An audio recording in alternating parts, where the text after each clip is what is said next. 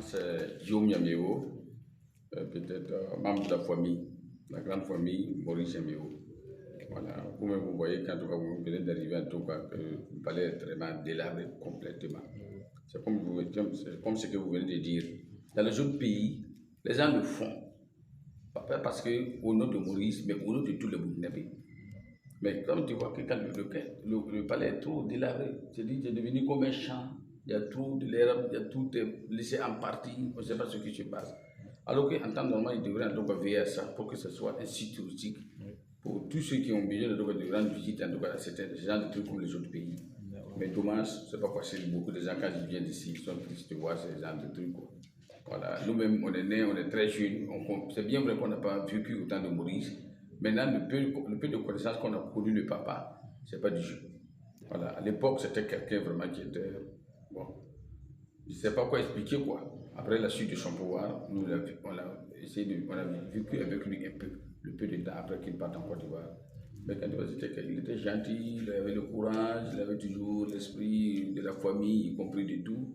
Bon, après, vraiment, son décès, quand on regarde tout ça, c'est pas facile. Nous, on pensait peut-être que l'État devrait prendre soin du palais depuis longtemps. Voilà. Mais maintenant, quand on regarde, on est découragé. Regarde, c'est devenu un champ, les femmes qui tuent, les trucs qui tuent, les animaux, les gens rentrent partout, de gauche à droite, c'est pas facile. Après, maintenant, la suite de Thomas Sankara, tu vois que c'est l'armée qui utilisait le palais depuis longtemps. Donc après ça, ils ont fait beaucoup de gaffes en tout cas en partant. Donc je dis que les dames devraient en tenir compte de tout ça. Mais jusqu'à présent, je pense qu'il n'y a rien. Chaque jour, on voit des journalistes qui viennent de gauche à droite pour faire des trucs, mais jusqu'à présent, c'est rien à signaler. Vous avez connu le fait Maurice Yaméo quand il était au palais? Non, je ne l'ai pas connu quand il était au palais. C'est après la chute de son pouvoir, quand il est venu, quand il était président, il était très petit. Voilà, c'est après la chute de son pouvoir, nous on était des enfants, donc on avait des animaux, on avait des tubans dans les champs pour brûler l'herbe. De temps en temps, on passait sur lui. Si on gagnait 1000, non, c'est pas sur lui, dans son village Paras. Voilà, dans son village Paras, quand il vient, quand on part là-bas, c'est pas tous les jours qu'on peut le voir. Et les jours où on le voit, il peut nous donner 1000 francs. Quand on gagne les 1000 francs, c'est pas du jeu, c'est nos corps qui nous envoient à l'époque. Nos généraux qui nous envoyaient à Dougadari. Quand on part, on gagne les 1000 francs. C'est comme si on a donné à l'époque un 100 000. Voilà, on peut bouffer ça plus d'un mois, même, ça ne peut pas finir. Donc c'est ce côté, vraiment, donc, nous on a eu la chance de le connaître un peu.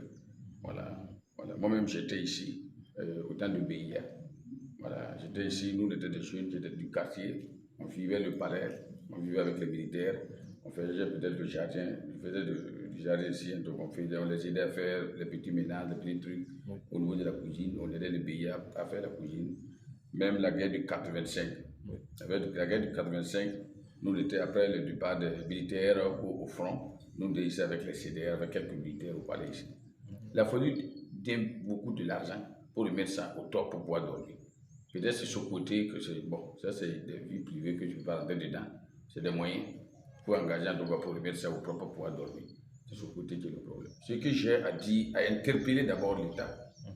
D'abord, de veiller beaucoup à beaucoup de choses. Que ce soit le palais, que ce ne soit pas le palais. Il y a des gens qui ont battu pour le pays. Voilà. Tu vois que Maurice était le tout premier président de ce pays. Et quelqu'un qui vous a donné l'indépendance ne mérite pas de la sorte. Je pense qu'en tout cas, l'État devrait veiller beaucoup pour que vraiment le palais soit vraiment un site touristique. Voilà. Les autorités locales aussi.